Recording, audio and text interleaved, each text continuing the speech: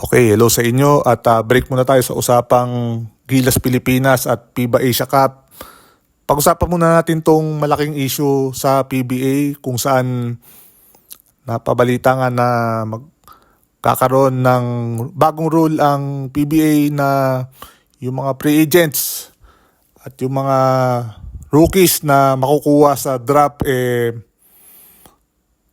papatawan sila ng 3-year ban kung mag-decide silang maglaro sa ibang liga. Hindi lamang sa labas ng Pilipinas, kundi din sa loob ng Pilipinas. Like for example, the MPBL.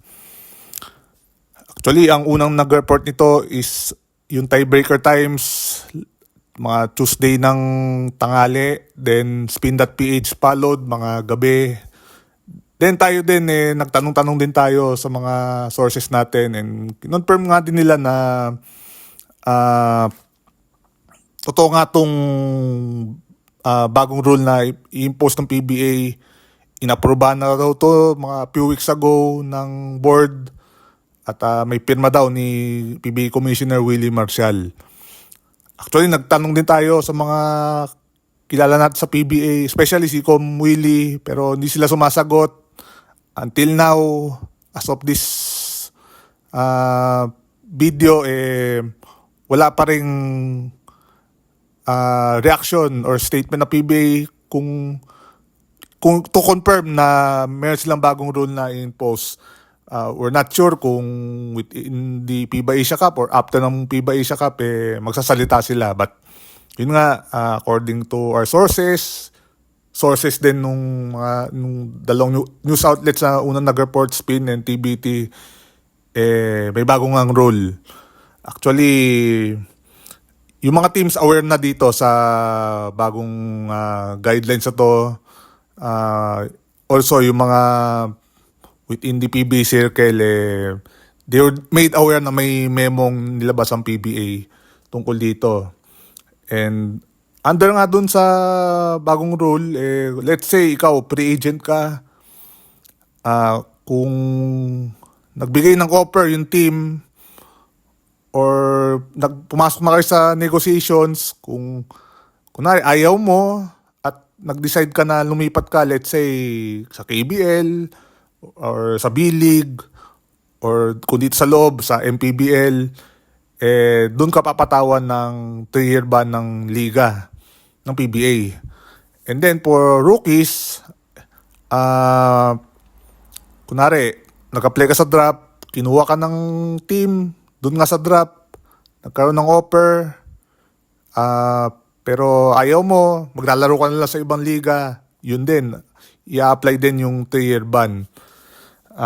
Marami na instances dito na yung PBA naapektuhan sa mga naglilipatang mga players. Siyempre, most recently, sila William Navarro, si Jamie Malonzo, and few months ago, Arvin Tolentino. Hindi lang din yan sa KBL and the B-League. Marami din player ang naglipatan from the PBA to MPBL. Example na nga, Vic Manuel, si Larry Muyang. Actually, si Larry Muyang binan pa ng PBA dahil kinaklaim ng team niya sa PBA ang Phoenix na meron siyang live contract. And then si Alin Bulanadi, recently nag-debut na siya for Pangasinan kasama si Vic Manuel. And of course, last year sa draft, kinuha ng Northport si David Leponso. Nagkaroon ng negosasyon, ayaw ni Dave yung offer ng Northport. Siyempre, nagkaroon ng di pagkakaintindihan ng both parties. Actually, dumaan nga sa punto na nagkasagutan pa si Team Governor Eric Arreola ng Northport and yung tatay ni David Leponso, of course, si Converge assistant coach Daniel Deponso after isang game nung Governor's Cup. At ngayon, si Dave Idleponso ay nasa Abra Weavers ng MPBL. Ano kung bang masasabi natin dito?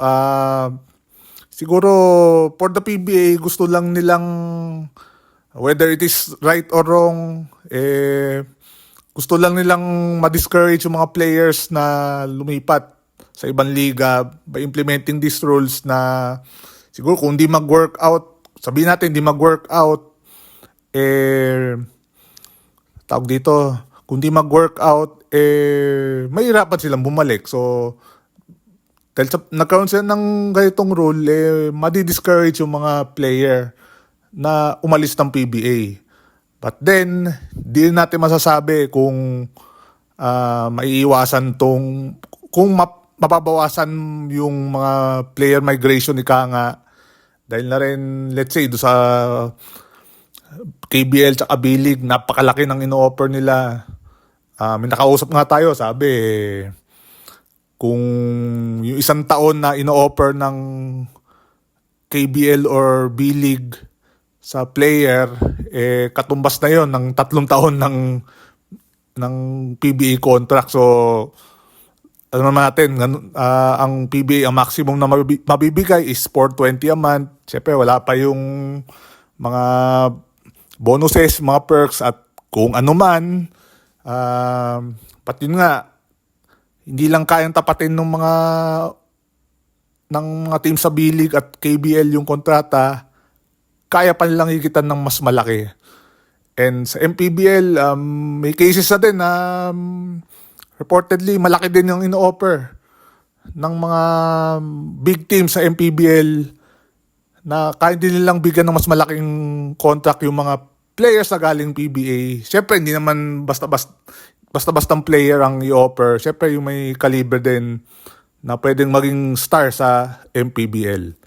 So, ayun, of course, sa social media, sobrang negative ang reaction ng mga fans. Understandably, dahil na rin, na-prevent yung parang hino-hold back yung mga players na, syempre, para sa kanila kabuhayan to. Kung may mag-offer man sa kanila ng malaki, bakit sila tatanggi? Opportunity din sa kanila yon. And so abangan natin kung anong pang mangyayari dito, kung next few days or next few weeks magsalita ng PBA tungkol dito to confirm this new rule again. Pag free agent ka or rookie na nakuha sa draft, pag lumipat ka na ibang liga, hindi lang dito sa Pilipinas, pati sa labas, papatawan ka ng 3-year ban. Pahabol na lang pala. Hindi kasama dito yung mga, let's say, free agents na within the 30-day period, hindi binigyan ng offer ng kanilang mother team. So, bale, after 30 days, kulang offer, pwede silang lumipat kahit sang team nila gusto, sang manliga gusto nila. And also, hindi rin daw cover to sa mga players na qualified na maging unrestricted free agent after 21 conference.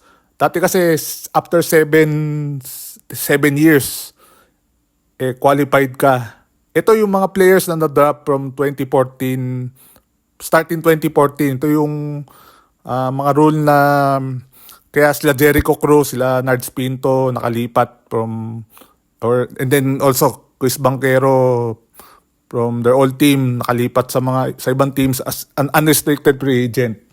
So dito hindi sila covered dun sa 3-year ban na yan. Once na after 21 months na paglalaro continuously,